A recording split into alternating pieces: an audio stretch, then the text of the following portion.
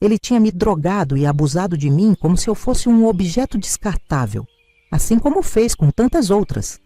O que esse enfermeiro não sabia é que aquela jovem Helena acabaria se tornando seu pior pesadelo. Nunca esquecerei aquela sensação de gelar por dentro quando você acorda, mas ainda está meio dormindo e percebe que uma coisa errada está acontecendo. Quem já passou por isso vai me entender. Foi assim. Eu voltei a mim aos poucos, sentindo um peso em cima de mim e um cheiro forte de colônia barata misturada com o éter do hospital. Abri os olhos e vi o rosto dele suado, os olhos fixos nos meus, aquela respiração pesada. A polaquinha acordou. Ele disse com a voz rouca: "Não se preocupe, você não vai lembrar de nada mesmo." Tentei empurrar, gritar, mas meu corpo parecia cheio de chumbo, minha voz presa na garganta. Só consegui sentir as lágrimas descendo enquanto ele continuava, falando que minha pele era a mais branca que ele já tinha visto. Foi ali, naquele momento gelado no chão da sala de esterilização, que decidi que um dia, não importava como, ele ia pagar pelo que estava fazendo comigo e com todas as outras. Meu nome é Helena Kowalski. Tenho 81 anos agora em 2025 e moro sozinha num sobradinho antigo, no centro de Santa Maria, Rio Grande do Sul.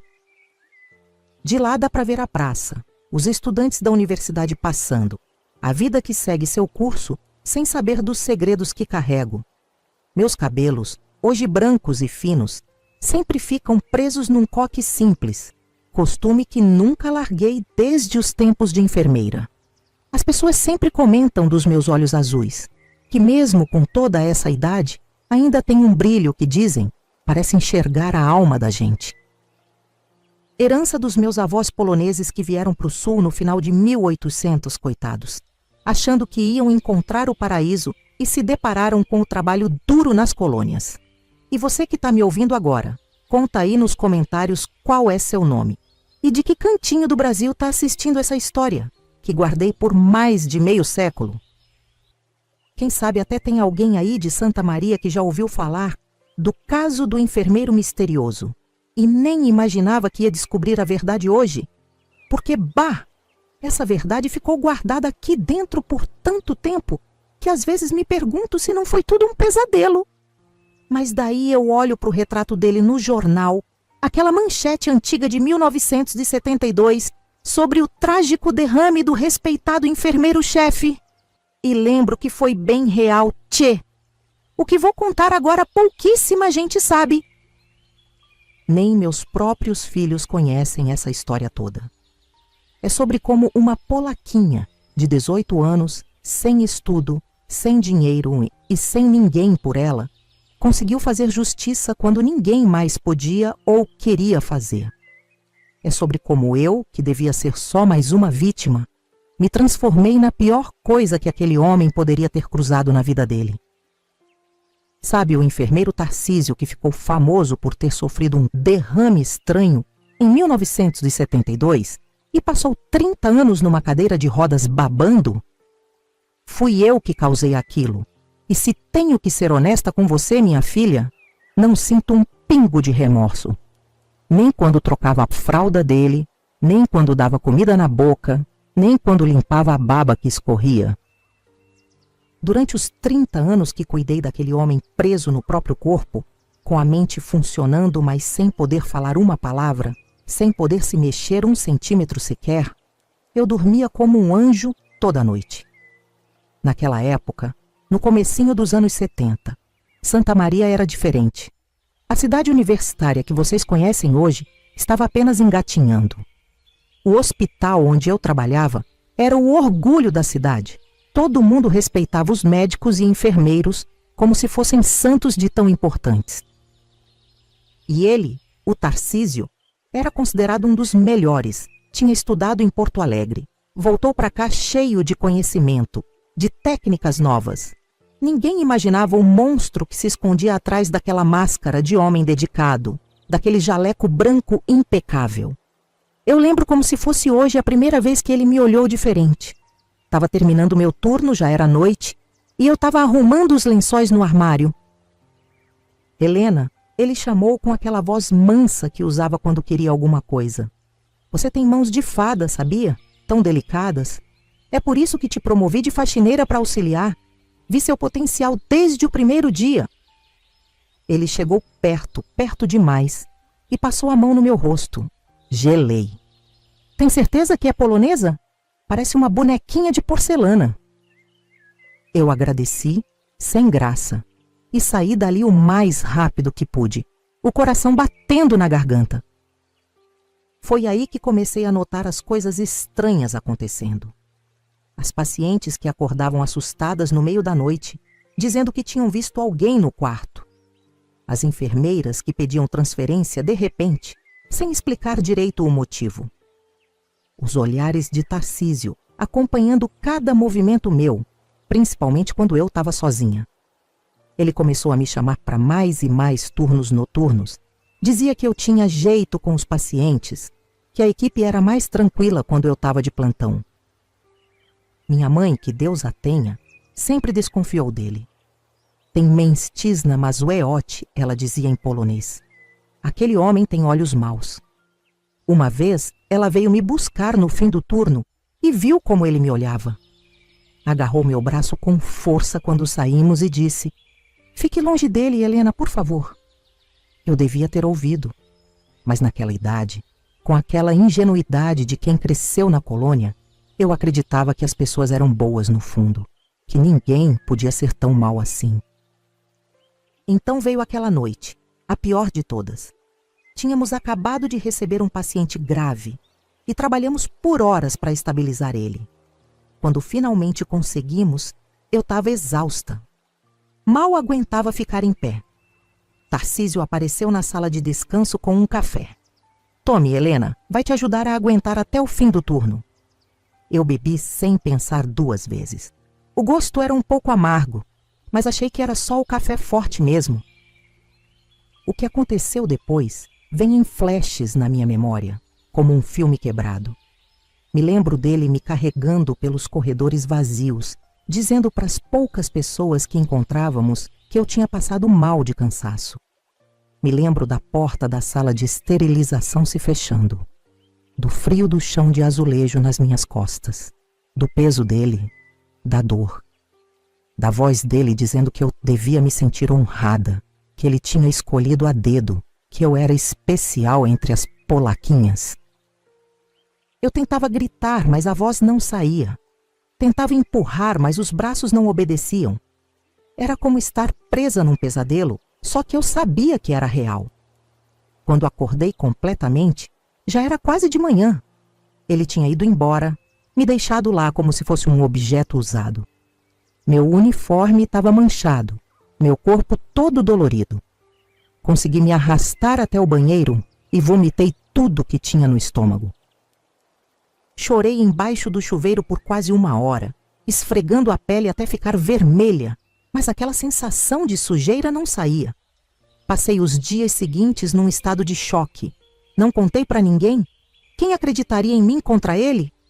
Ele era o respeitado enfermeiro-chefe, sobrinho do diretor do hospital, amigo de políticos e do delegado. Eu era só a polaquinha que tinha conseguido subir de faxineira para auxiliar de enfermagem, a camponesa sem estudo formal. E tinha aquela ameaça velada que ele fez quando me viu no corredor dias depois. Sua mãe mora sozinha naquela casinha afastada, não é, Helena? Deve ser difícil para ela, tão idosa, tão isolada. Seria uma pena se algo acontecesse. Fui me afundando num poço de desespero. Não conseguia dormir direito, tinha pesadelos horríveis. Perdi peso, minha mãe achava que eu estava doente. Quem sabe eu não estava mesmo? Doente da alma, que é o pior tipo de doença que existe. Até que um dia, limpando a sala de medicamentos, porque mesmo sendo auxiliar de enfermagem, às vezes me botavam para fazer serviço de faxina de novo, encontrei algo que mudou tudo. Era uma maleta escondida atrás de uma parede falsa, naquele cantinho que ninguém nunca olhava direito. Não sei o que me deu, mas algo me disse para abrir. Dentro tinha um caderno com anotações detalhadas, ampolas vazias de medicamentos e, o pior, fotografias.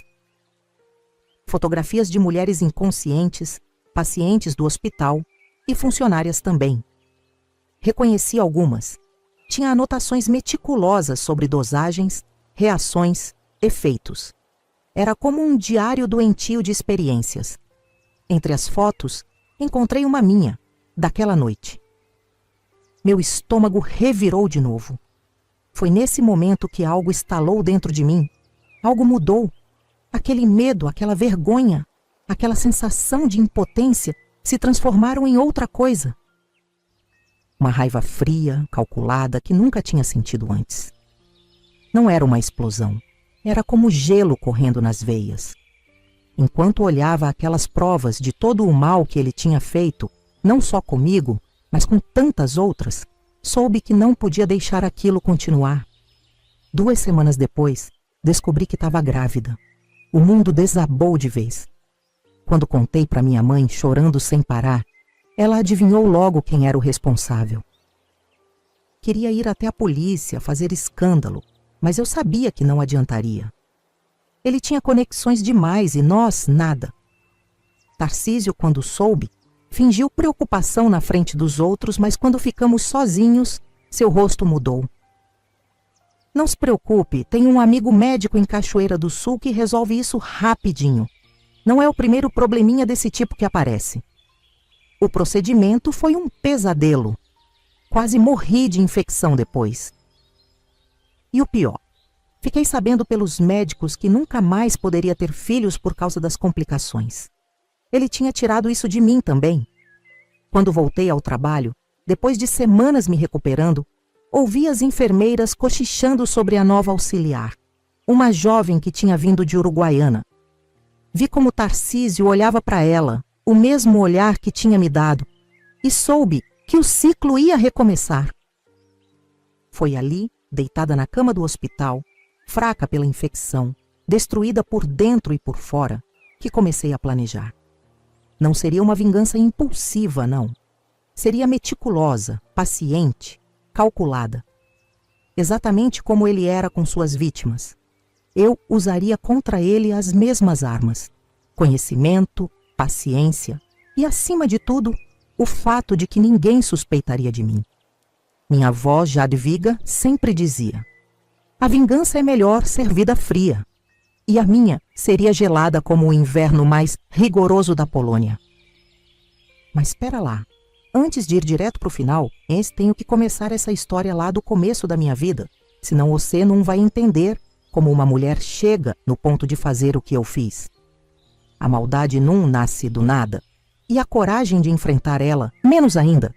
São coisas que a gente vai juntando com o tempo, feito retalhos daquelas colchas que minha avó fazia nos invernos da colônia.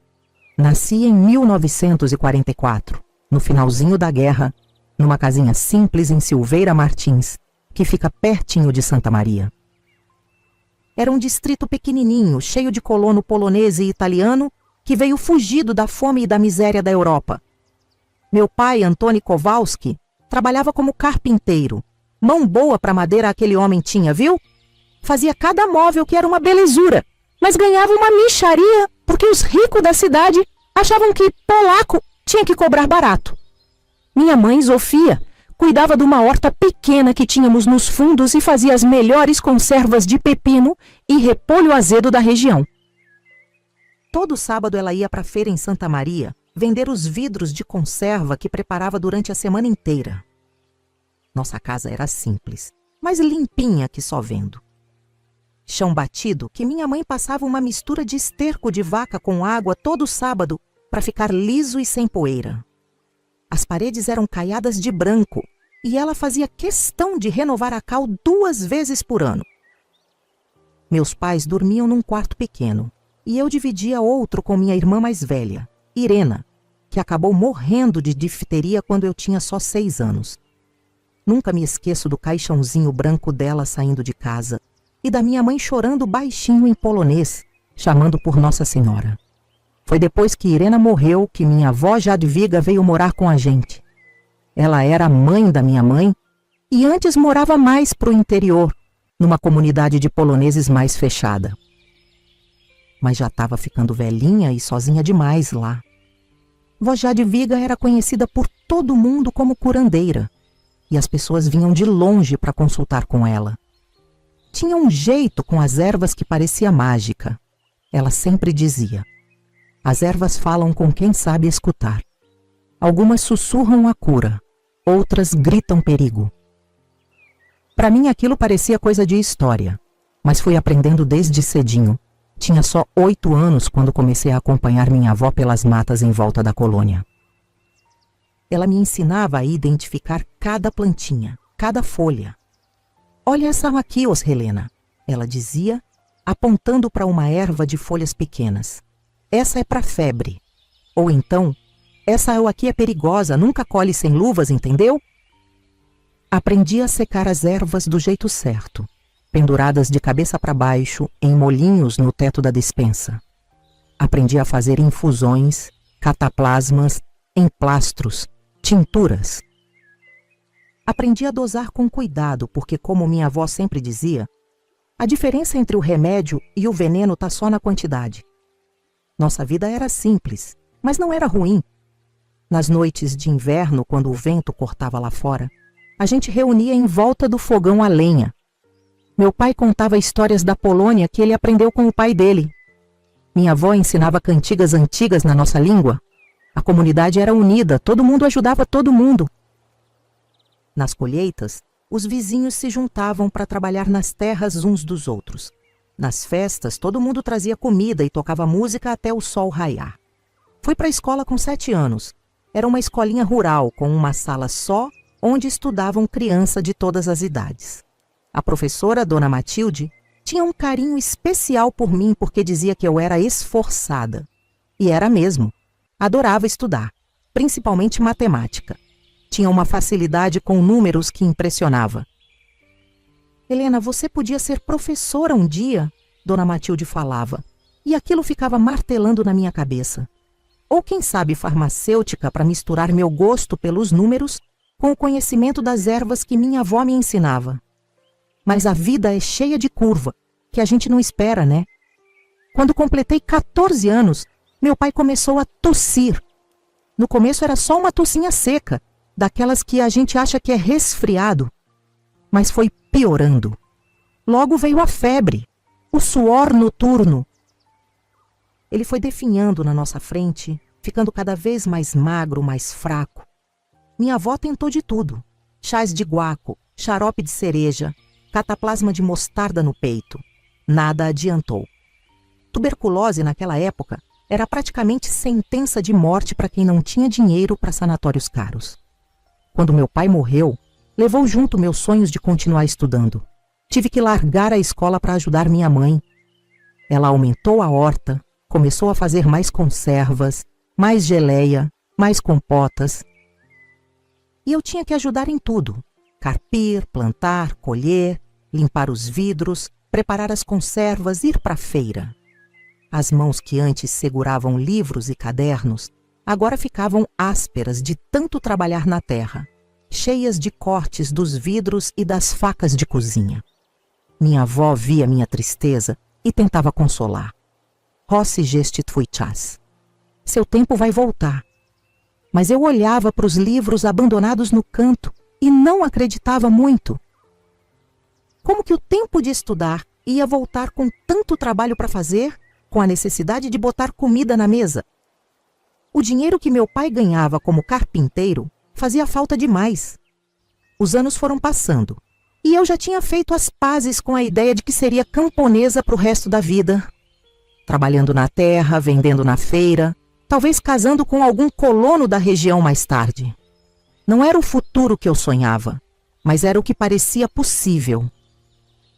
Até que um domingo, depois da missa, o padre Tadeu me chamou num canto da igreja. Padre Tadeu era um homem bom, polonês como a gente, que conhecia todo mundo na colônia. Ele sabia da minha situação, sabia que eu tinha largado os estudos contra a vontade. Helena, ele disse naquele sotaque carregado, eu conversei com o diretor do Hospital de Caridade em Santa Maria. Eles estão precisando de moças para trabalhar na limpeza. Não paga uma fortuna, mas é um trabalho honesto. E quem sabe não abre portas para você? Fiquei sem reação. Trabalhar na cidade, no hospital, parecia outro mundo. Mas ao mesmo tempo, senti um friozinho na barriga, uma esperança pequena se acendendo. Contei para minha mãe e minha avó assim que cheguei em casa. Minha mãe hesitou no começo. Tinha medo da cidade grande e de me deixar ir sozinha. Mas minha avó foi firme. Deixa a menina ir, Zofia. Ela merece mais que esse pedaço de terra pode dar. E assim, com 16 anos recém-completados, arrumei uma trouxinha com as poucas roupas que tinha e fui tentar a vida em Santa Maria. O hospital de caridade era o orgulho da cidade. Tinha acabado de ser ampliado com doações da comunidade. Era um prédio imponente para quem vinha de uma casinha de madeira na colônia. Tremi dos pés à cabeça quando entrei pela primeira vez naqueles corredores brancos com aquele cheiro forte de desinfetante. Comecei como faxineira, esfregando o chão, limpando o banheiro, tirando pó. Não era o trabalho dos sonhos, mas era melhor que a enxada. E pelo menos eu estava perto de gente que estudava, de médico, de enfermeira. Podia observar, aprender. E foi o que fiz. Observava tudo, absorvia cada detalhe, cada termo que ouvia. Nos intervalos, quando ninguém estava olhando, pegava livros e revistas médicas que ficavam na sala dos médicos e lia escondido. O trabalho era puxado, mas eu era jovem e tinha disposição. Consegui alugar um quartinho numa pensão perto do hospital, daquelas que só aceitava moça direita com toque de recolher e tudo. Mandava quase todo o meu salário para minha mãe e minha avó, ficando só com o mínimo para me virar. Nos domingos de folga, voltava para a colônia para visitar, levando sempre alguma besteirinha que comprava na cidade para elas. Foi nessa época que notei as primeiras coisas estranhas no hospital. Limpando os quartos de manhã cedo, às vezes ouvia as pacientes falando baixinho entre si. "Viu alguma coisa estranha essa noite?" perguntava uma. "Acordei com uma sensação horrível. Parecia que tinha alguém no quarto", respondia a outra. "Acendi um cigarrinho quando estava no banheiro e pensei que era sonho.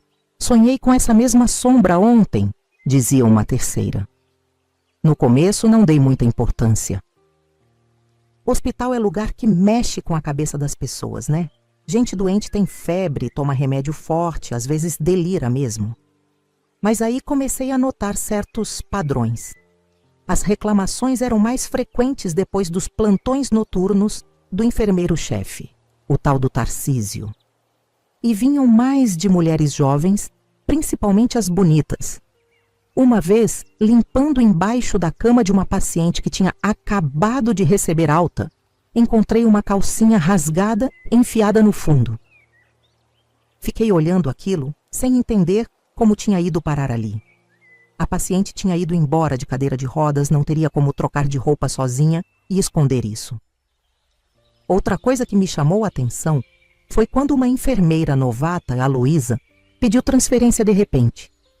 Ela tinha começado só há 2 semanas, parecia gostar do trabalho, e do nada decidiu que precisava ir para outro hospital, em outra cidade. Antes de ir embora, vi ela chorando no vestiário. Quando perguntei o que tinha acontecido, ela só balançou a cabeça e disse: "Se cuida, Helena. Esse lugar não é seguro para moças como a gente." Agora, minha gente, antes de contar o que aconteceu depois que entrei naquele hospital, eu queria fazer uma pausa rápida.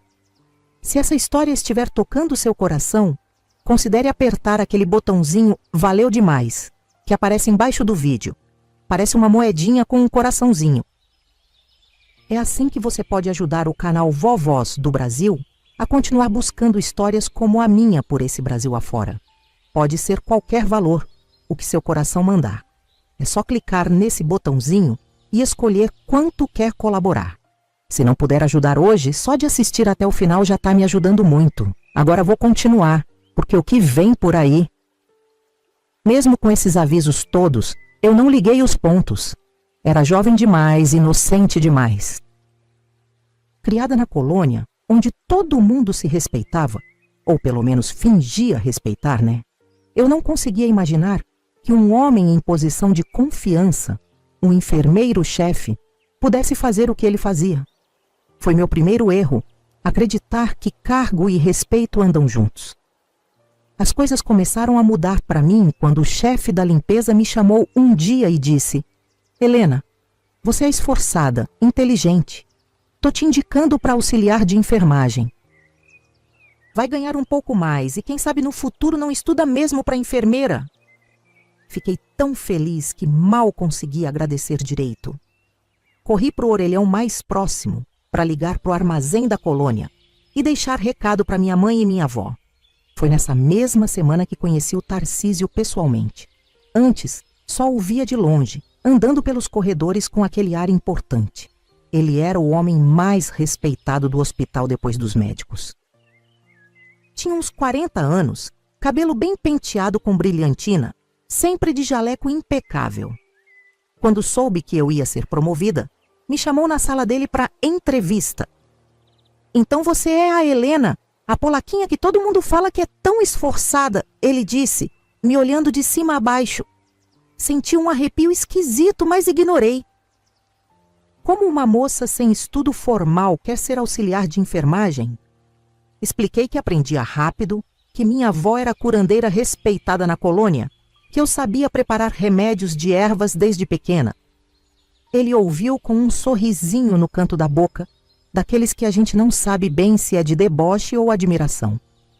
Interessante, ele disse, se aproximando mais. E o que a polaquinha sabe sobre anatomia? Ele encostou de leve no meu braço, como se fosse casual. Dei um passo para trás, desconfortável. Sei o básico, senhor, mas aprendo rápido, como disse. Ele riu. Tenho certeza que sim. Vou te dar uma chance, Helena. Mas vai precisar de orientação especial. Não se preocupe. Eu mesmo vou te ensinar tudo o que precisa saber. Saí daquela sala com sentimentos misturados. Por um lado, feliz com a oportunidade. Por outro, com aquele friozinho estranho na barriga, aquela sensação de que alguma coisa não estava certa. Lembrei da minha avó falando que algumas plantas gritam perigo. Aquele homem gritava também, mas eu ainda não sabia ouvir. Na primeira semana como auxiliar, fiz de tudo para impressionar. Chegava cedo, saía tarde, aprendia cada procedimento com atenção total. As enfermeiras mais antigas diziam que eu tinha jeito, que pegava rápido as coisas. Só uma delas, a dona Conceição, que já estava perto de se aposentar, me deu um conselho estranho quando ninguém estava por perto. Menina, se o chefe te chamar para plantão noturno sozinha com ele, diz que está doente. Inventa qualquer coisa, mas não fica sozinha com aquele homem. Devia ter ouvido. Mas o desejo de provar meu valor, de mostrar que merecia aquela chance, foi mais forte. Quando Tarcísio me escalou para o primeiro plantão noturno do fim de semana, até fiquei contente. É sinal que ele confia em mim, pensei, boba que era. E foi assim que começou o pior período da minha vida. Sem saber, eu tinha entrado na toca do lobo, e o lobo já tinha sentido meu cheiro, já tinha me marcado como a próxima presa. Um lobo que usava jaleco branco, que tinha o respeito da cidade inteira, e que escondia algo tão podre dentro dele que nem nos meus piores pesadelos eu poderia imaginar. Depois daquela primeira noite no hospital, as coisas começaram a mudar rápido na minha vida, mas não do jeito que eu esperava. Aos 18 anos eu já não era mais a mesma polaquinha ingênua da colônia. Estava crescendo, aprendendo, me tornando boa no que fazia. A promoção para auxiliar de enfermagem veio como reconhecimento do meu esforço. Pelo menos foi o que pensei na época, tola que eu era. Meu jaleco branquinho, engomadinho, era meu orgulho. As pessoas até começaram a me chamar de enfermeira, mesmo eu não sendo formada. E aquilo me dava uma sensação boa, sabe? De que eu tinha conseguido alguma coisa na vida, apesar de todas as dificuldades. O problema é que, junto com a promoção, veio a atenção indesejada do Tarcísio Mendes. Bah, só de falar o nome desse homem ainda me dá um arrepio na espinha depois de tantos anos. Ele não era feio, pelo contrário. Tinha seus 40 anos bem vividos, sempre impecável no jaleco, cabelo escuro penteado com brilhantina, bigode aparado. As mulheres da cidade suspiravam por ele. Era sobrinho do diretor do hospital, filho de um fazendeiro importante da região. Tinha estudado em Porto Alegre e voltado cheio de conhecimento. Todo mundo respeitava ele, até os médicos mais velhos. A polaquinha de olhos bonitos, ele me chamava, sempre com aquele sorrisinho no canto da boca. No começo até achei lisonjeiro, nunca tinha recebido muita atenção dos homens. Na colônia, minha mãe não deixava eu ir nos bailes, dizia que precisava me guardar. E ali tinha um homem estudado, respeitado, me dando atenção. Mas logo percebi que não tinha nada de bom naquele interesse dele. Ele começou a me escalar mais e mais para turnos noturnos. Helena é cuidadosa com os pacientes, dizia para os outros. Helena tem mãos delicadas para fazer curativo, justificava. E sempre aqueles comentários esquisitos. As mulheres de olhos claros são mais sensíveis aos medicamentos, sabia? É fascinante como reagem diferente. Algum dia vou te mostrar minhas anotações sobre isso. As anotações dele, se eu soubesse antes o que significavam. Mas a vida vai nos ensinando de jeitos difíceis, né? Uma noite estava fazendo inventário na sala de medicamentos. Era quase fim de turno, já estava exausta.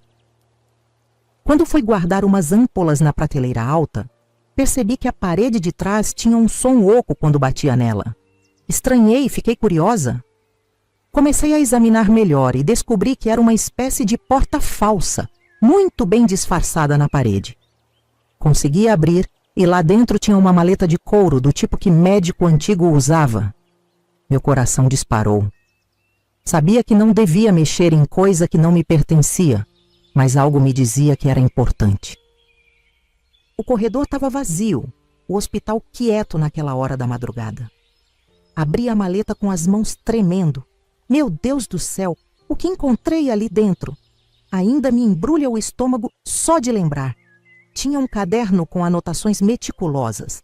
A letra, caprichada do Tarcísio, impossível não reconhecer. Eram registros de experimentos, como ele chamava. Nome das pacientes, idade, doses usadas, reações observadas. Tinha ampolas vazias de medicamentos que nem deveriam estar ali, alguns importados, outros até proibidos, que só conhecia porque minha avó tinha me alertado sobre eles. E o pior, fotografias. Dezenas delas. Mulheres inconscientes em posições humilhantes. Algumas eu reconheci, pacientes do hospital, outras funcionárias. Meu estômago revirou. Tive que colocar a mão na boca para não vomitar ali mesmo. Aquele homem que todos respeitavam estava drogando e abusando de mulheres durante anos. Algumas das fotos tinham sido tiradas na sala de esterilização, outras em quartos de pacientes. Percebi que não eram só mulheres vulneráveis, pobres ou desconhecidas. Tinha até foto da filha do gerente do banco da cidade, que tinha ficado internada após uma apendicite. Ninguém estava a salvo. Estava tão absorta naquela descoberta horrível que não ouvi os passos se aproximando. Quando senti uma mão no meu ombro, quase morri de susto. Era ele, com aquele mesmo sorriso calmo, como se tivesse me pego roubando doce, não descobrindo seus crimes. Curiosa, não é, Helena? Sempre soube que você era diferente das outras. A voz dele era suave, mas os olhos estavam frios como gelo. Você não devia ter mexido nas minhas coisas particulares. Tentei gaguejar alguma desculpa, dizer que estava só organizando, mas ele me interrompeu. Não precisa mentir. Vejo nos seus olhos que entendeu tudo. Isso é um problema. Ele suspirou, como se estivesse decepcionado. Mas talvez possamos resolver. Venha, vamos tomar um café e conversar sobre isso. Sobre o seu futuro aqui no hospital. Fui como um cordeirinho. Que opção eu tinha? Gritar? Ninguém ia acreditar em mim contra ele. Fugir? Para onde? Ele conhecia minha mãe, sabia onde morávamos. Enquanto caminhávamos pelo corredor deserto até a copa dos funcionários, minha mente girava tentando encontrar uma saída. Ele preparou o café com cuidado, como se fosse um ritual. Pôs 2 xícaras na mesa. Beba, Helena, vai te acalmar. Olhei para a xícara com desconfiança. Ele percebeu e riu. Acha que eu colocaria algo no seu café? Na sua frente? Ele bebeu um gole da própria xícara. Viu? Está tudo bem. Não sei se foi o cansaço, o medo ou a ingenuidade que ainda me restava. Bebi o café. Tinha um gosto levemente amargo, mas achei que era por ser café forte mesmo. Foi meu último pensamento claro por várias horas. O que aconteceu depois vem em flashes na minha memória, como cenas soltas de um filme de terror. O corredor girando enquanto ele me guiava, segurando meu braço com força. A luz fria da sala de esterilização, o frio do piso de azulejo nas minhas costas, o peso dele sobre mim. A voz sussurrando no meu ouvido. A polaquinha tem a pele mais branca que já vi. Tão perfeita, tão limpa. A dor. A sensação de estar presa dentro do próprio corpo, querendo gritar, mas sem conseguir emitir som. A câmera fotográfica fazendo aquele barulho quando ele tirava as fotos. Quando acordei completamente, já era quase manhã. Estava sozinha, jogada como um trapo na sala de esterilização. Meu uniforme estava manchado, rasgado em partes. Meu corpo todo doía, principalmente entre as pernas. Tinha marcas de dedos nos meus braços, no meu pescoço. Consegui me arrastar até o banheiro mais próximo e vomitei tudo o que tinha no estômago. Depois, entrei debaixo do chuveiro com a roupa e tudo. E chorei. Chorei tanto que achei que nunca mais ia parar. Passei dias num estado de torpor. Não contei para ninguém. Quem acreditaria em mim? Ele era o respeitado enfermeiro-chefe. Eu era só a polaquinha da colônia que tinha sorte de estar ali. Minha mãe percebeu que tinha algo errado, mas atribuiu ao cansaço do trabalho. Minha avó, mais perspicaz, me olhava com aqueles olhos que pareciam enxergar a alma da gente, mas respeitou meu silêncio. Então, 2 semanas depois, tomei coragem. Fui até o diretor do hospital, um homem mais velho que sempre tinha sido gentil comigo. Contei tudo, as descobertas, as fotos, o que Tarcísio tinha feito comigo. Mostrei as marcas que ainda tinha no corpo. Falei dos relatos das pacientes que acordavam confusas. Expliquei sobre a parede falsa, a maleta. O sorriso dele foi se desfazendo enquanto eu falava. Quando terminei, ele ficou em silêncio por alguns minutos, olhando pela janela. Depois, se virou para mim com uma expressão que nunca vou esquecer. Um misto de pena e irritação. Helena, você é uma boa menina, dedicada. Mas isso que está dizendo é muito grave. Está acusando o Tarcísio, que é quase como um filho para mim, de crimes horríveis. Tem noção da gravidade disso? Assenti, com lágrimas nos olhos. Sei, doutor, mas é verdade. Posso mostrar onde está a maleta nas provas? Ele me interrompeu com um gesto. Não será necessário. Conheço o Tarcísio desde que ele era menino. É um profissional exemplar, respeitado por todos. Você deve ter confundido as coisas. Mas, doutor, Escute, Helena. A troca de turnos, o trabalho estressante, pode afetar a mente de uma moça jovem como você, principalmente alguém sem o preparo adequado para esta profissão. Talvez esteja trabalhando demais, talvez precise de um descanso. Ele suspirou. Não vou tomar nenhuma medida agora, por consideração ao seu bom trabalho até aqui. Mas sugiro que pense bem antes de espalhar essas fantasias. Poderia ser interpretado como difamação, sabe? Ou pior, poderia indicar algum problema mental. Temos uma ala psiquiátrica muito boa, onde tratamos esses delírios persecutórios. Saí do escritório dele arrasada. Não só não acreditou em mim, como ainda insinuou que eu estava louca, que podia ser internada se insistisse. E quando cruzei com Tarcísio no corredor, horas depois, o sorriso dele deixou claro que já sabia de tudo. Eu estava sozinha contra um sistema inteiro que o protegia. Sua mãe mora sozinha naquela casinha afastada na colônia, não é, Helena? Ele comentou casualmente quando passamos um pelo outro. Seria uma pena se algo acontecesse com uma senhora idosa tão isolada. Acidentes acontecem o tempo todo. A ameaça estava clara. Se eu falasse mais alguma coisa, minha mãe pagaria o preço.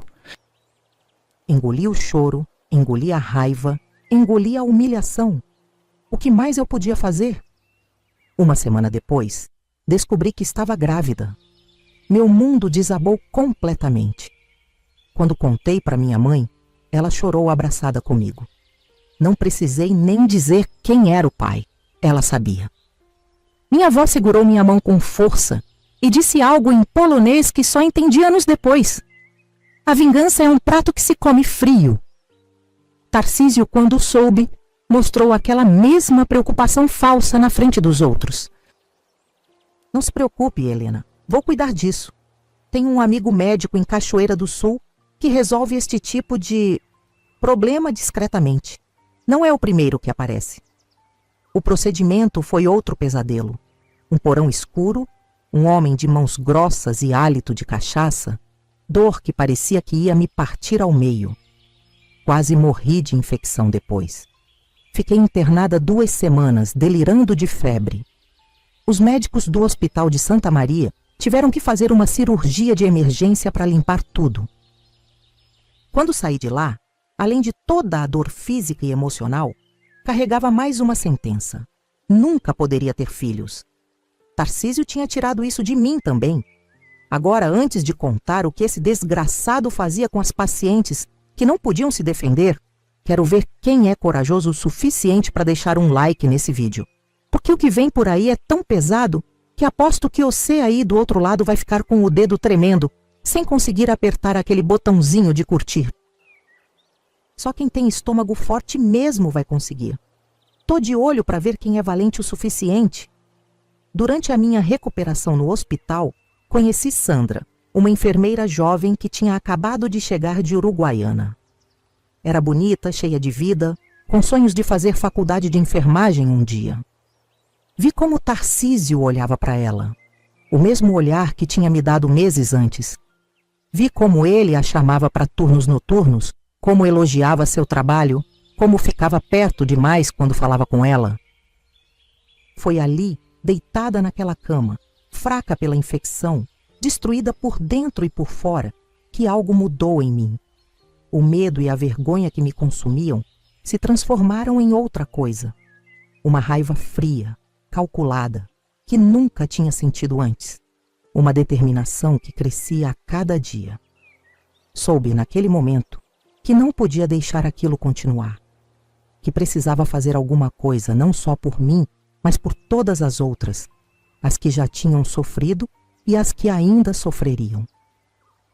Enquanto eu observava Tarcísio cercando Sandra com a mesma técnica que tinha usado comigo, enquanto eu ouvia os cochichos das pacientes que acordavam confusas depois dos plantões noturnos dele, enquanto eu sentia a dor constante, que agora seria minha companheira pelo resto da vida, um plano começou a se formar. Não seria uma vingança impulsiva, não. Seria meticulosa, paciente, calculada. Exatamente como ele era com suas vítimas. Minha avó Jadwiga tinha me ensinado que algumas plantas curam, outras matam. E algumas, as mais perigosas, fazem algo pior que matar. Prendem a pessoa no inferno em vida. Era hora de colocar esse conhecimento em prática. Era hora de mostrar a Tarcísio que tinha escolhido a vítima errada. Depois de tudo o que aconteceu, não podia simplesmente deixar para trás e seguir minha vida. Não tinha mais vida para seguir, entende? Aquele homem tinha destruído tudo. Minha inocência, minha saúde, minha chance de ter filhos um dia. E o pior, se eu não fizesse nada, ele continuaria fazendo o mesmo com outras mulheres. Já tinha Sandra na mira, e depois dela viriam outras e outras e outras. O hospital era o território de caça dele, e ninguém parecia disposto a detê-lo. Minha avó Jadwiga sempre dizia: quando a justiça dorme, a vingança assume a guarda. Naqueles dias sombrios depois de sair do hospital, decidi que se ninguém ia fazer justiça, então eu mesma faria. Não seria algo impulsivo, movido só pela raiva. Seria calculado, meticuloso, infalível. Tarcísio usava seu conhecimento médico e a confiança das pessoas para fazer o mal. Eu usaria meu conhecimento de ervas, minha inteligência e a subestimação dele para dar o troco. Por 2 anos inteiros, estudei como nunca.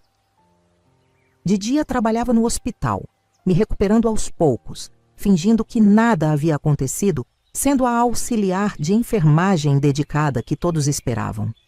Fiquei em departamentos diferentes, longe de Tarcísio sempre que possível, mas observando de longe.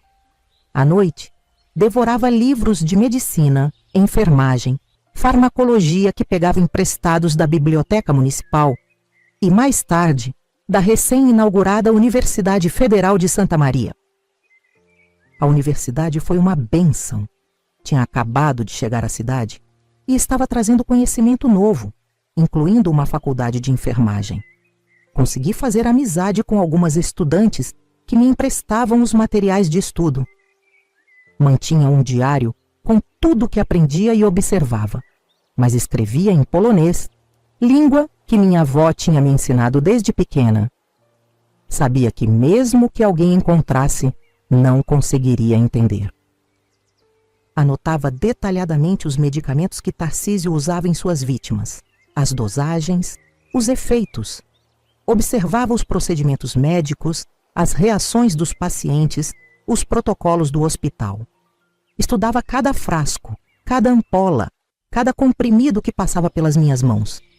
Com o tempo, consegui identificar exatamente o que ele usava. Uma combinação de 3 substâncias. Um barbitúrico para sedar inicialmente, um miorrelaxante para impedir resistência física e um derivado de escopolamina que causava amnésia e deixava a vítima em estado quase hipnótico, obedecendo a comandos, mas sem lembrar depois. Era uma mistura diabólica que ele tinha aperfeiçoado ao longo dos anos. Típico dele, meticuloso até na maldade. Passei meses estudando cada uma dessas substâncias, seus efeitos, suas interações, suas consequências quando usadas em doses diferentes. Precisava entender tão bem quanto ele, ou melhor, cada detalhe podia fazer a diferença entre meu plano dar certo ou fracassar completamente. E fracasso não era uma opção. Enquanto isso, preparei o terreno para que ninguém desconfiasse.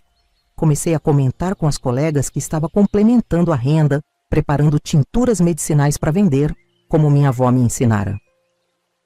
Trazia vidrinhos coloridos com preparações de ervas inofensivas, camomila para acalmar, alecrim para dores musculares, guaco para tosse. Logo, todo mundo no hospital estava comprando minhas tinturas, até mesmo alguns médicos impressionados com a eficácia. Essa fachada me permitiu montar um pequeno laboratório caseiro no quartinho dos fundos da casa que alugava. Comprei um almofariz de pedra, balança de precisão, funis, coadores, frascos de vidro âmbar. Qualquer um que entrasse ali veria apenas o preparo de remédios naturais tradicionais. Ninguém imaginaria o que realmente estava estudando e preparando nas horas mais escuras da noite. O mais desafiador foi conseguir os medicamentos que precisava. Não podia simplesmente pegar grandes quantidades da farmácia do hospital, levantaria suspeitas. Então comecei a desviar quantidades minúsculas ao longo de meses. Uma gota daqui, um comprimido dali, uma pequena porção que quebrou acidentalmente e teve que ser descartada. Ninguém notava porque eram quantidades insignificantes, mas para quem juntava pacientemente, como eu, iam se somando. No meu laboratório improvisado, à luz de velas, para economizar na conta de luz, dizia as vizinhas curiosas, comecei a testar combinações. Primeiro em plantas, observando como murchavam de formas diferentes dependendo do que aplicava.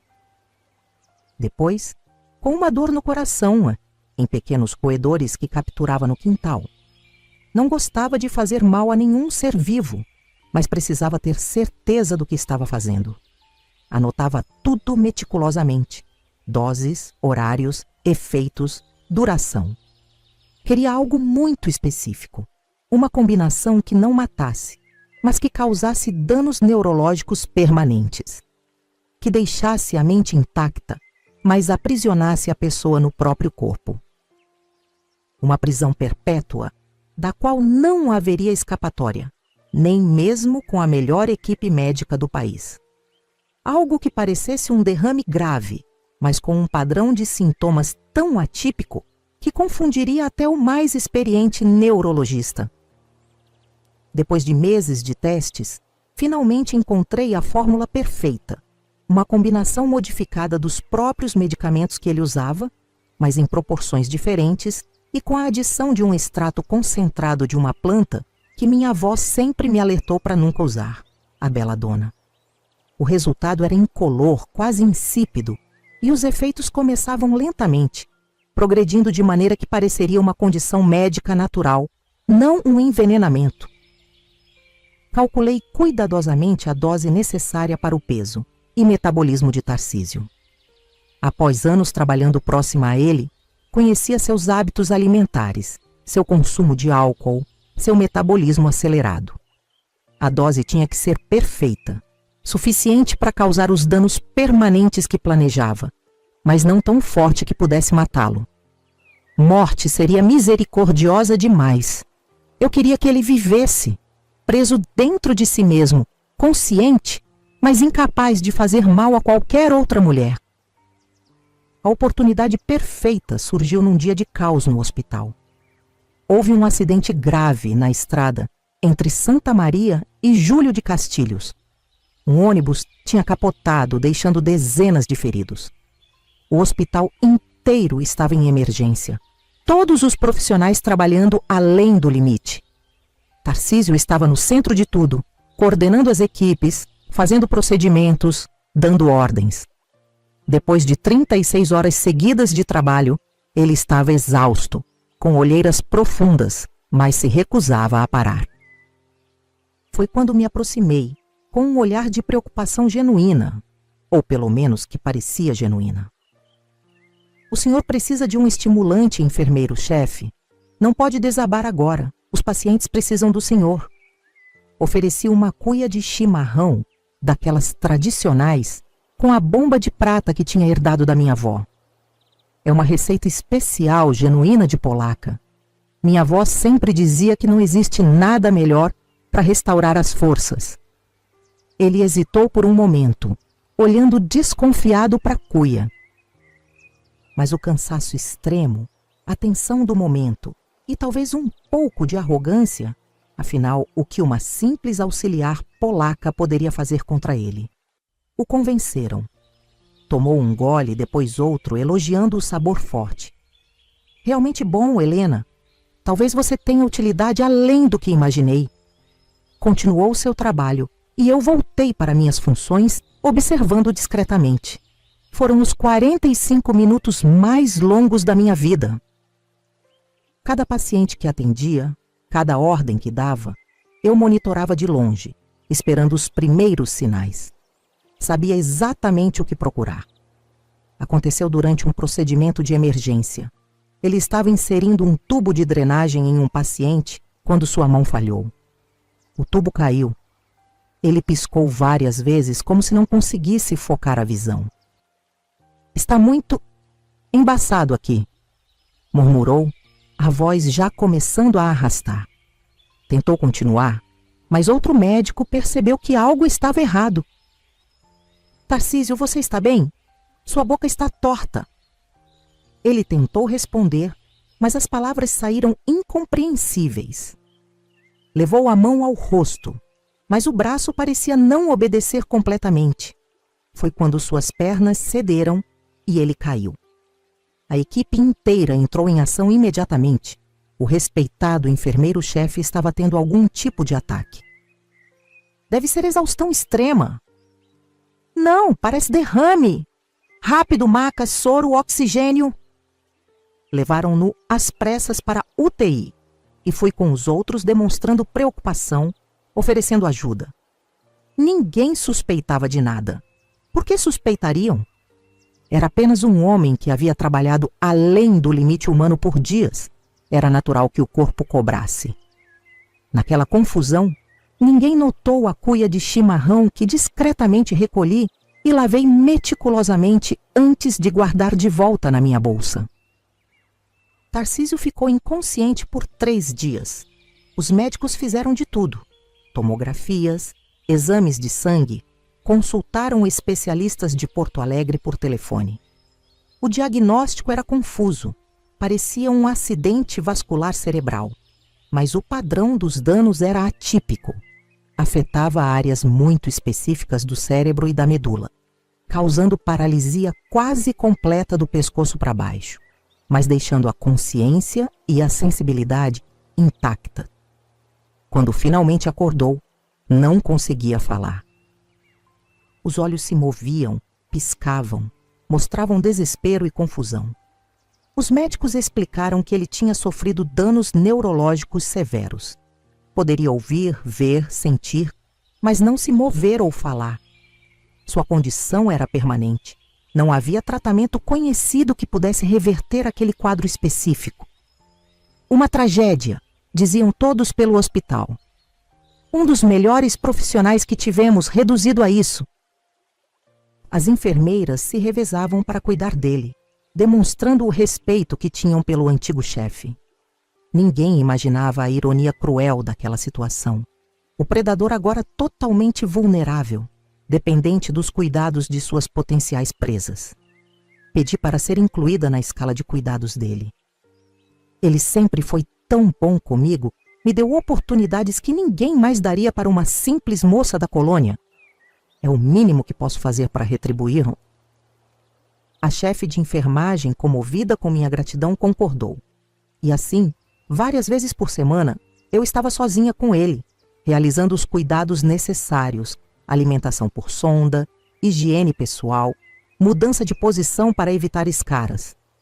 Foi durante um desses momentos, cerca de 2 semanas após o acidente, que me aproximei bem do ouvido dele e sussurrei, em polonês primeiro, depois traduzindo devagar para o português: Jestem twoim więzieniem.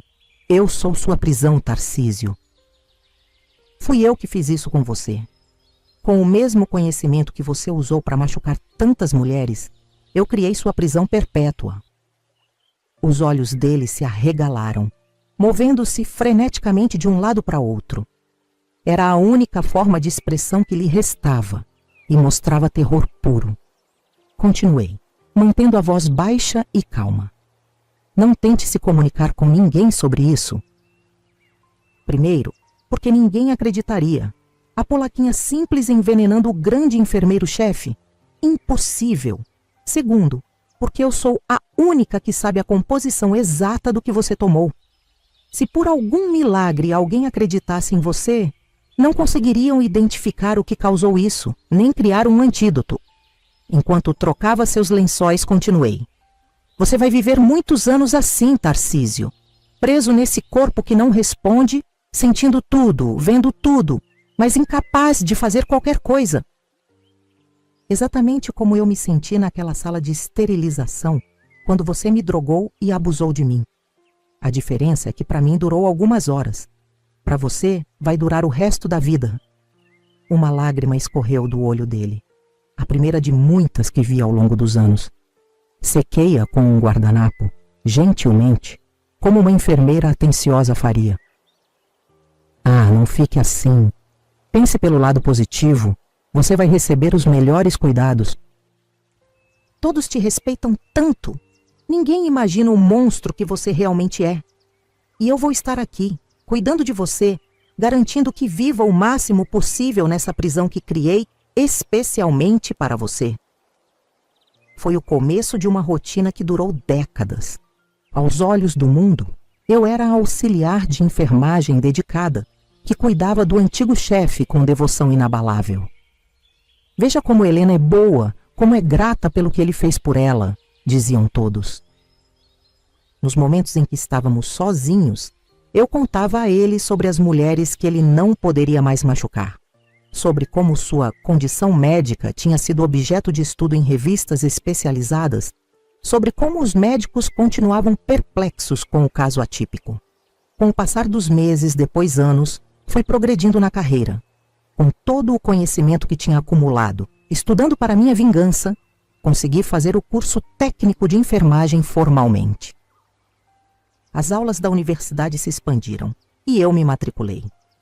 Tarcísio assistiu tudo de sua cadeira de rodas, incapaz de interferir enquanto eu crescia profissionalmente, conquistando o respeito que merecia por meu próprio valor.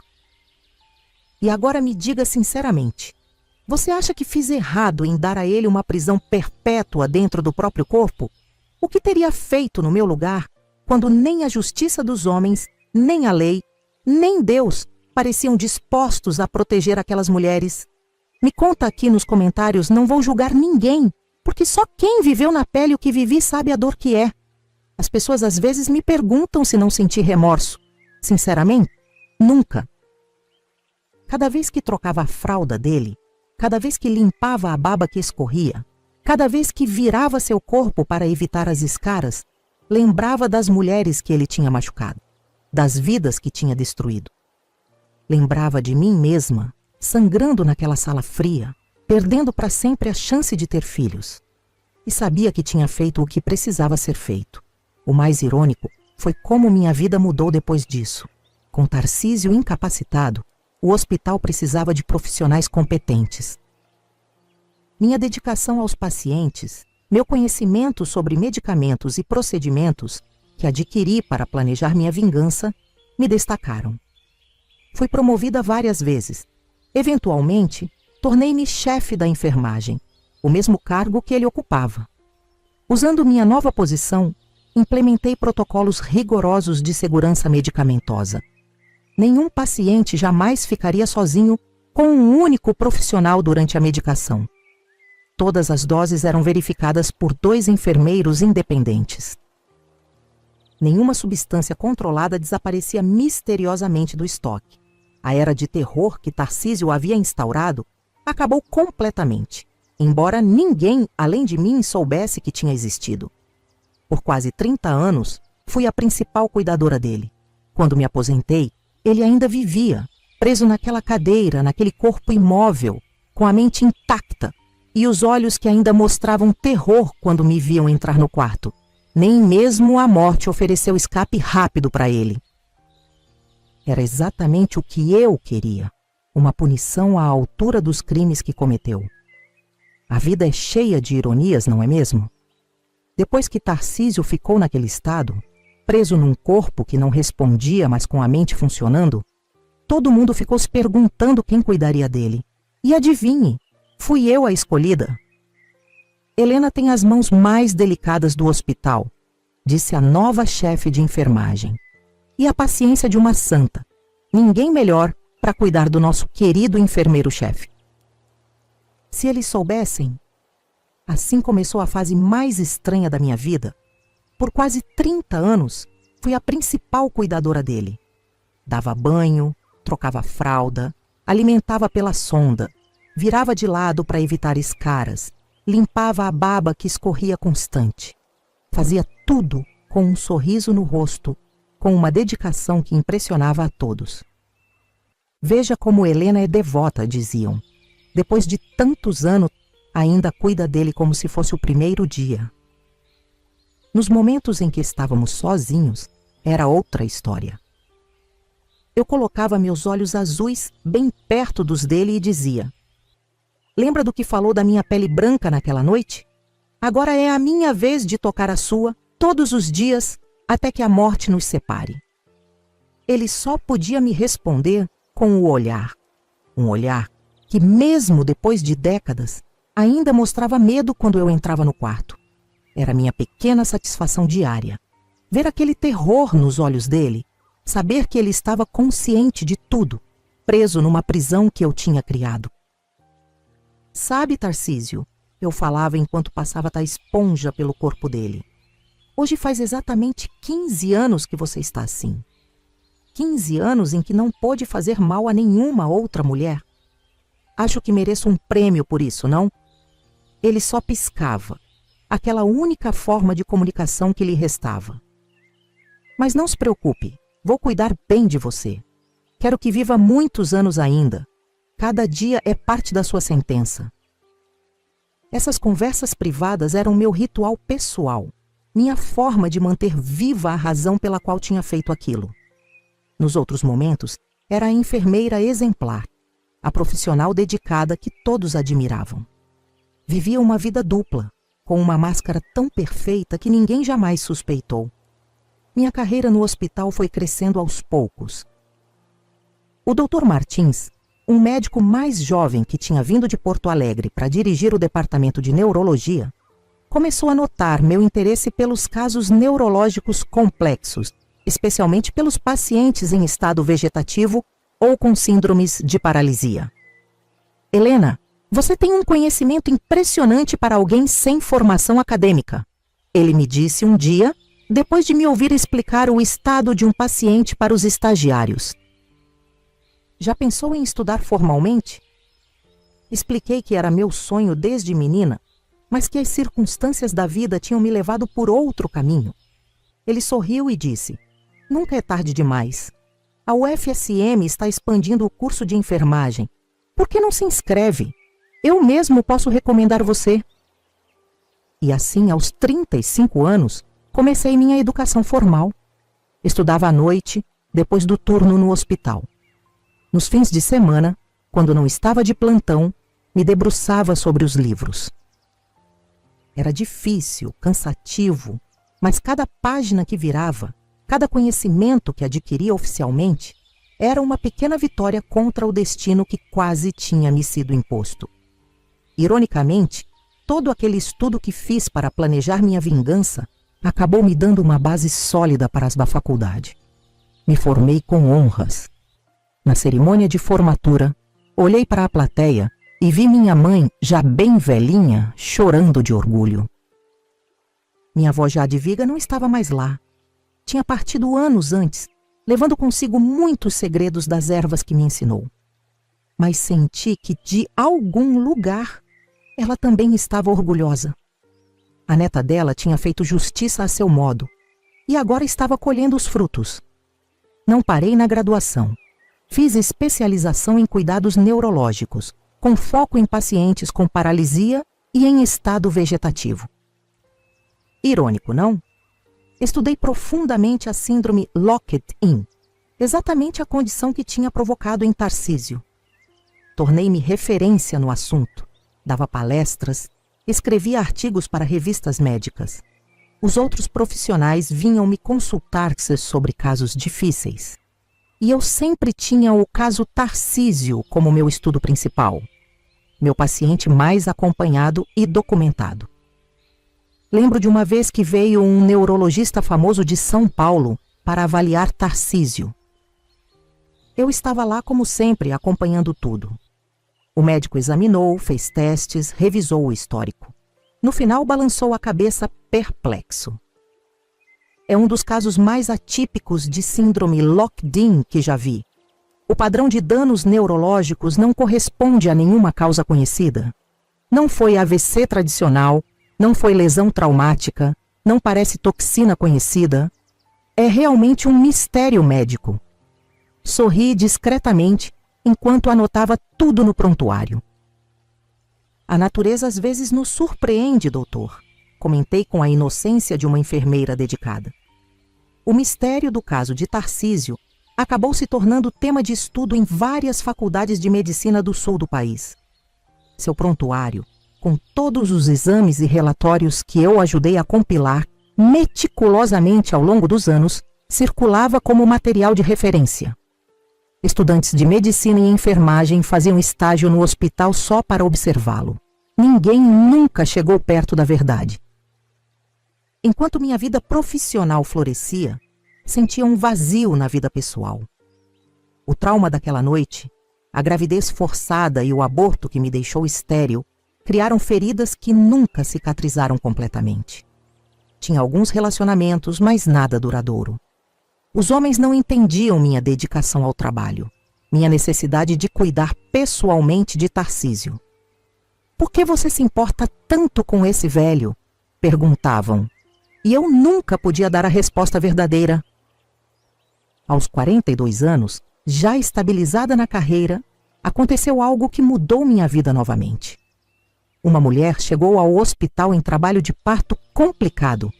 Estava sozinha, sem documentos, aparentemente moradora de rua. Não sobreviveu ao parto, mas o bebê sim. Um menino pequeno, frágil, que ninguém reclamou. Acontecia com certa frequência, infelizmente. O menino ficou na UTI neonatal por semanas. Eu passava por lá todos os dias, observava o bebê na incubadora, tão sozinho no mundo quanto eu me sentia naquela noite de 1972. Um dia, uma das enfermeiras da pediatria comentou: "Vai para adoção, coitadinho. Mas você sabe como é. Meninos já são mais difíceis de adotar. E com a saúde frágil assim..." Naquela noite não consegui dormir, pensando no bebê, pensando em mim mesma, pensando em como a vida tem caminhos que a gente não planeja. No dia seguinte, iniciei o processo para adotá-lo. Não foi fácil. Uma mulher solteira na casa dos 40 anos querendo adotar um bebê. Em 1986, no interior do Rio Grande do Sul, as assistentes sociais faziam 1000 perguntas. Os juízes franziam a testa. Mas minha reputação no hospital ajudou. Após 6 meses de burocracia, Miguel finalmente veio para casa comigo. Ser mãe solo de um bebê enquanto trabalhava em tempo integral foi outro desafio. Mas tinha construído uma rede de apoio ao longo dos anos. Colegas que me ajudavam com o turno quando precisava, vizinhas que ficavam com ele algumas horas.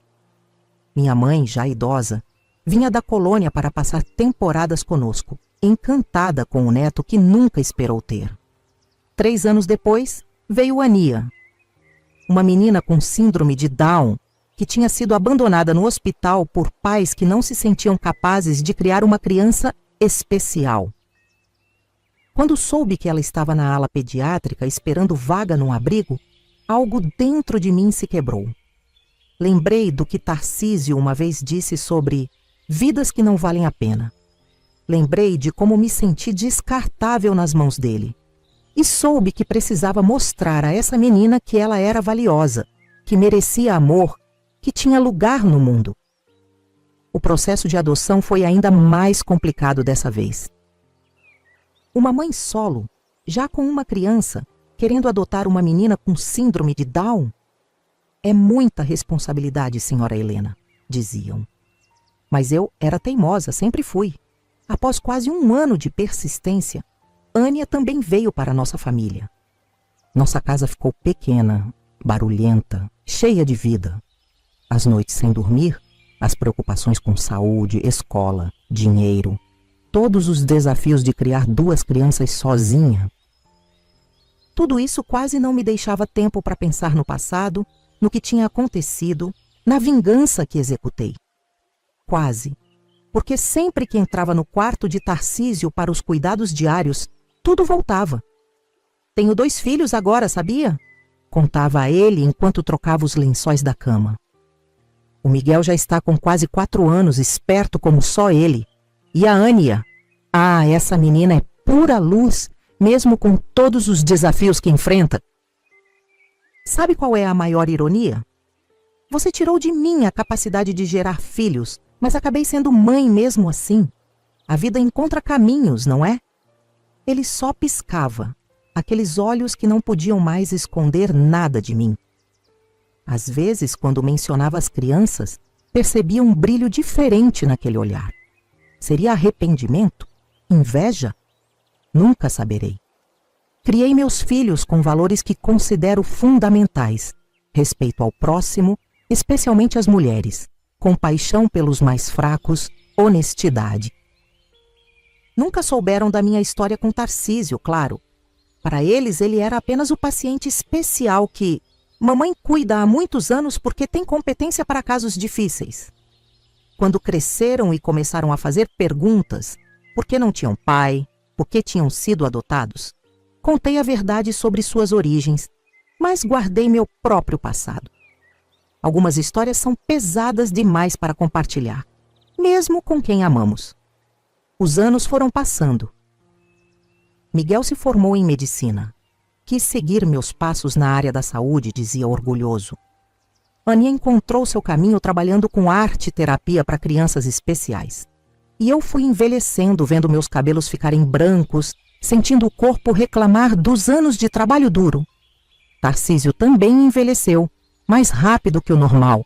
O corpo imóvel, a mente prisioneira, tudo acelera o processo. A pele antes firme se enrugou, ficou flácida.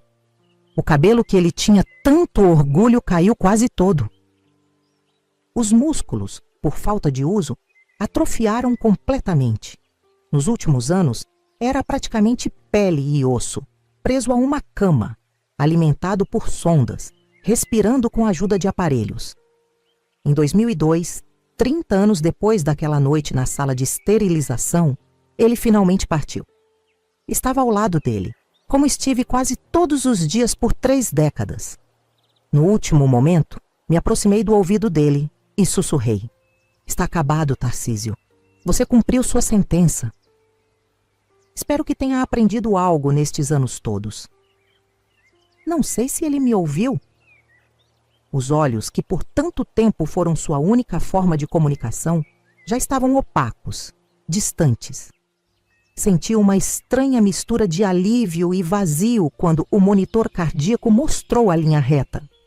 Uma parte importante da minha vida, a parte dedicada à vingança, à justiça pelas próprias mãos, tinha acabado também. O caso de Tarcísio entrou para a literatura médica local como um raro caso de síndrome locked-in de causa indeterminada. Virou tema de tese, de artigo científico, de palestra em congresso. A verdade nunca foi revelada e nunca será, exceto por este relato que agora compartilho com vocês. Me aposentei alguns anos depois, quando já estava na casa dos 60. Voltei para Santa Maria, onde comprei este sobradinho antigo no centro, de onde posso ver a praça e as pessoas passando. Vivo uma vida tranquila, recebendo visitas dos meus filhos e dos 5 netos que me deram. Às vezes, quando olho nos olhos azuis das minhas netas, herança dos meus antepassados poloneses, penso em como a vida dá voltas. Hoje são elas que me chamam de vovó polaca, com carinho, sem saber o quanto esse termo carregou de dor no passado. Quando as pessoas ficam sabendo da minha história profissional, os anos de dedicação a um paciente em estado vegetativo, o pioneirismo em neurologia, os artigos publicados, sempre me perguntam de onde veio tanta determinação. Sorrio e respondo algo vago sobre vocação e compromisso. A verdade completa, ninguém nunca soube, até hoje. Os homens acham que as mulheres são frágeis como flores, principalmente nós, polacas, com nossa pele clara. Mas se esquecem que mesmo as flores mais delicadas podem esconder veneno mortal. A justiça tem muitas faces, e algumas delas só as mulheres conhecem. Aprendi isso da maneira mais dura, e carrego essa sabedoria comigo como um segredo precioso que só agora, no fim da vida, me sinto à vontade para compartilhar. Algumas pessoas vão me julgar pelo que fiz. Vão dizer que devia ter buscado outros caminhos, que devia ter denunciado mais vezes, insistido com as autoridades. Talvez estejam certas. Mas quem não viveu os anos 70 no interior do Brasil, quem não sentiu na pele o que é ser mulher num mundo feito por homens e para homens, quem não experimentou a impotência de gritar e não ser ouvida, essas pessoas não têm o direito de julgar as escolhas que fiz. Não estou orgulhosa de ter causado sofrimento, mesmo a alguém que merecia. Não carrego isso como troféu. Foi uma necessidade, uma solução desesperada para uma situação impossível. O que me orgulha de verdade são outras coisas. Ter sobrevivido, ter estudado, quando muitos diziam que era tarde demais, ter criado 2 filhos maravilhosos, mesmo quando a vida me negou a maternidade biológica, ter ajudado tantos pacientes ao longo de décadas de carreira. Se pudesse voltar no tempo, faria diferente? Honestamente, não sei. A jovem Helena, ferida e desesperada, talvez fizesse exatamente o mesmo. A velha Helena, com a sabedoria que só os anos trazem, talvez buscasse outro caminho. Mas essa é uma pergunta sem resposta. O passado está selado e só nos resta fazer o melhor com o que temos no presente. Eu sou Helena Kowalski e essa foi a história da minha vida. Uma história de dor, sim, mas principalmente de uma mulher que usou a própria força quando o mundo quis vê-la fraca. Se você quer ouvir mais histórias como a minha, histórias de vovós que enfrentaram o inferno, mas saíram dele mais fortes, se inscreva aqui no canal Vovós do Brasil. Porque a sabedoria não vem dos livros, minha filha, vem das cicatrizes que a vida deixa. E nós, velhas que somos, temos muito ainda para contar. E não deixe de clicar nos quadrados que estão passando na tela agora. São histórias de outras mulheres guerreiras como eu, que enfrentaram seus próprios demônios e saíram vitoriosas. Mulheres que o tempo tentou calar, mas que agora encontraram voz para compartilhar suas experiências, suas dores e suas conquistas. Cada clique é uma janela para um mundo de sabedoria que só quem viveu muito pode oferecer. Vá em frente, escolha a próxima história para ouvir. Prometo que não vai se arrepender.